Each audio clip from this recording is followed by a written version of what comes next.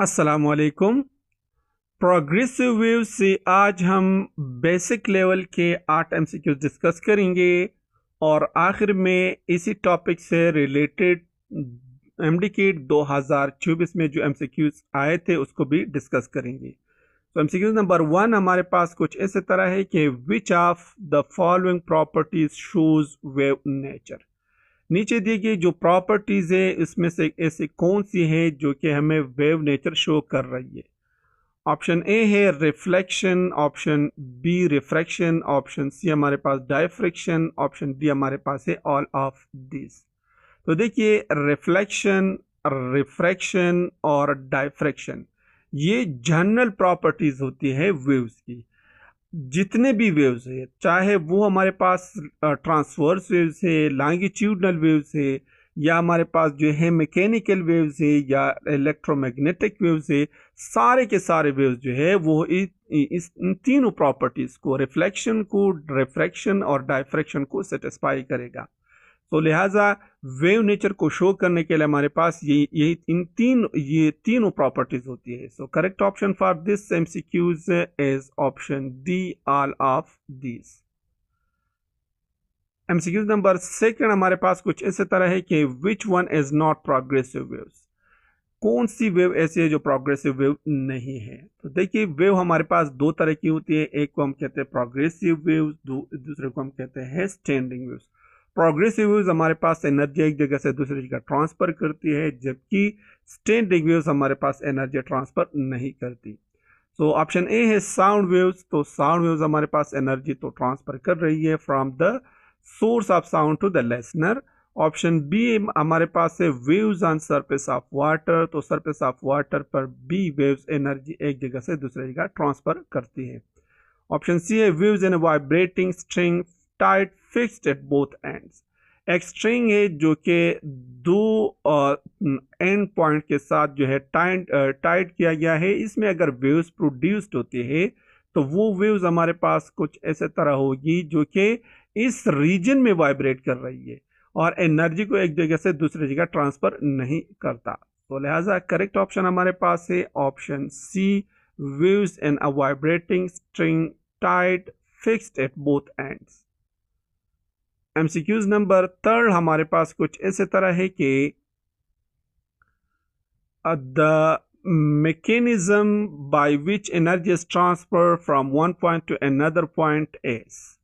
ऐसा मैकेनिज्म जो कि एनर्जी को हमारे पास एक जगह से दूसरी जगह ट्रांसफर करती है, उस मैकेनिज्म को हम कहते हैं ऑप्शन ए में वेव, ऑप्शन बी में है wave motion, option C standing waves, option D हमारे पास है नन ऑफ दिस।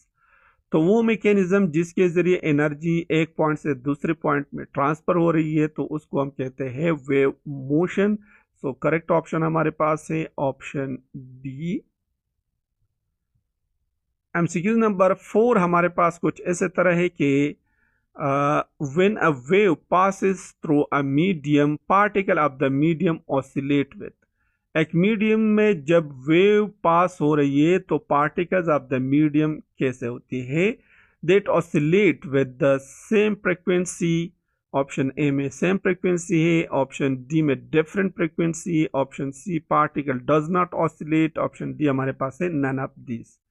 तो जिस मीडियम से वेव पास हो रही है तो उस मीडियम के जो पार्टिकल है वो सेम फ्रीक्वेंसी के साथ वाइब्रेट हो रही है, क्योंकि जो फ्रीक्वेंसी है वो सोर्स ऑफ द वेव पर डिपेंड कर रही है, मीडियम डिपेंडेंट प्रॉपर्टी नहीं है। तो लिहाजा जितने भी पार्टिकल है मीडियम के वो सेम फ्रीक्वेंसी के साथ ऑसिलेट होगी। सो ऑप्शन ए हमारे पास करेक्ट ऑप्शन है। नाउ एमसीक्यू नंबर 5 हमारे पास कुछ ऐसे तरह है कि mechanical waves and electromagnetic waves are two types of waves on the basis of।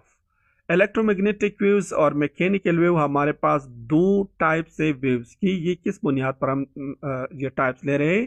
तो ऑप्शन ए है पार्टिकल ऑसिलेशन। पार्टिकल ऑसिलेशन के बेस पर हम मैकेनिकल वेव्स और इलेक्ट्रोमैग्नेटिक वेव्स के जो दो टाइप्स है वो ले रहे हैं, या necessity of the medium option B में, ऑप्शन सी में types of the medium, option D में ऑल ऑफ दिस। तो जो मैकेनिकल और इलेक्ट्रोमैग्नेटिक वेव्स जो टू टाइप्स ऑफ वेव्स है ये हम ले रहे हैं types necessity of the medium. अगर किसी वेव्स को किसी वेव की प्रोपिगेशन के लिए मीडियम की ज़रूरत हो तो उसको हम कहते हैं मैकेनिकल वेव्स।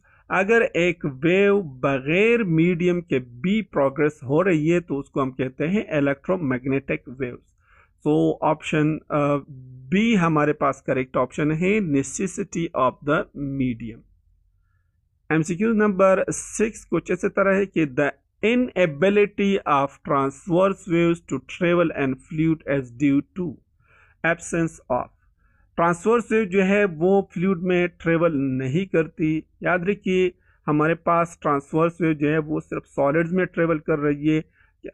अगर वो फ्लूइड में ट्रेवल करना चाहते हो तो क्विकली डाई हो रही है, जबकि जो लॉन्गिट्यूडनल वेव्स है वो सॉलिड में भी प्रोग्रेस हो रही है और वो जो है फ्लूइड्स में भी प्रोपेगेट कर सकते हैं।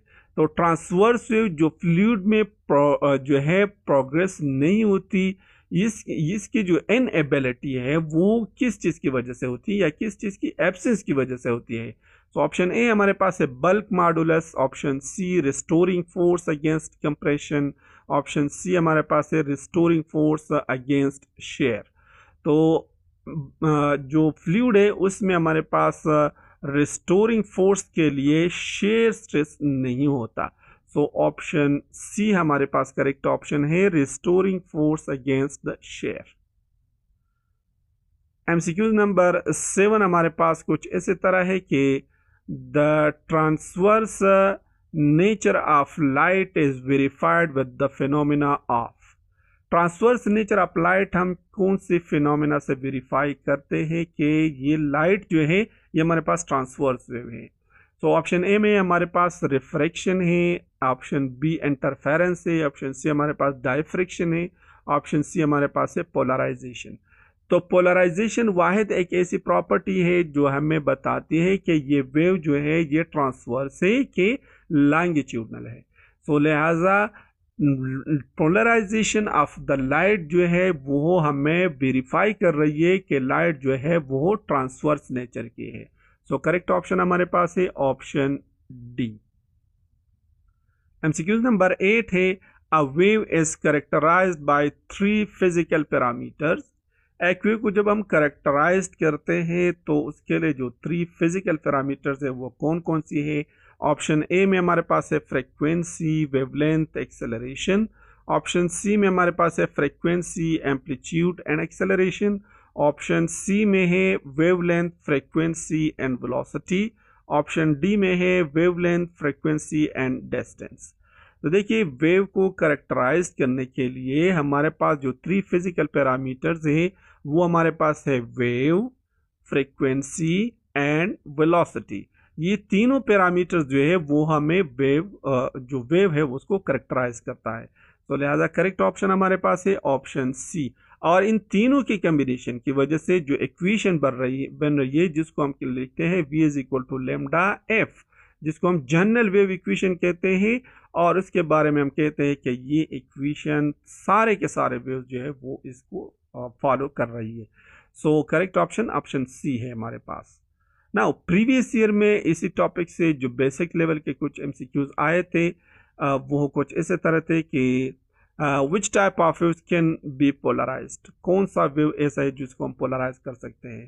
तो ऑप्शन ए में हमारे पास लॉन्गिट्यूडनल है, ऑप्शन बी मैकेनिकल वेव है, ऑप्शन सी हमारे पास साउंड वेव्स है, ऑप्शन डी हमारे पास है ट्रांसवर्स वेव्स। तो याद रखिए पोलराइजेशन जो है वो हम सिर्फ ट्रांसवर्स वेव की कर सकते हैं। और ये इसी तरह के एमसीक्यूज पोलराइजेशन से रिलेटेड एमसीक्यूज बार बार रिपीट हो रही है। तो पोलराइजेशन सिर्फ और सिर्फ जो है ये ट्रांसवर्स वेव्स की प्रॉपर्टी है। लिहाजा पोलराइज्ड में कहते हैं कि which type of waves can be polarise, so हम सिर्फ ट्रांसवर्स वेव को ही पोलराइज कर सकते हैं। ऑप्शन डी हमारे पास करेक्ट ऑप्शन है। एमसीक्यू नंबर 2 हमारे पास कुछ ऐसे तरह है कि फॉर लॉन्गिट्यूडनल वेव्स के लिए हमारे पास जो है स्टेटमेंट कुछ कैसे है। So let's see. For longitudinal waves option A है the particles of the medium oscillate perpendicular to the waves propagation. Particle of the medium जो है वो वेव्स के जो प्रोपिगेशन उसके डायरेक्शन के परपेंडिकुलर ऑसिलेट हो रही है।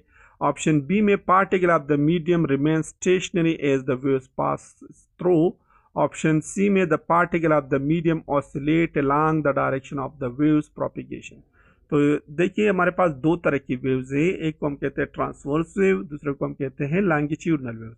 ट्रांसवर्स वेव में पार्टिकल ऑफ द मीडियम जो है वो परपेंडिकुलरली ऑसिलेट होती है to the direction of wave propagation, जबकि लॉन्गिट्यूडनल वेव्स में हमारे पास पार्टिकल ऑफ द मीडियम जो है वो ऑसिलेट होती है along the direction of the waves propagation. So correct option हमारे पास ऑप्शन सी है, the particle of the medium oscillate along the direction of the waves propagation।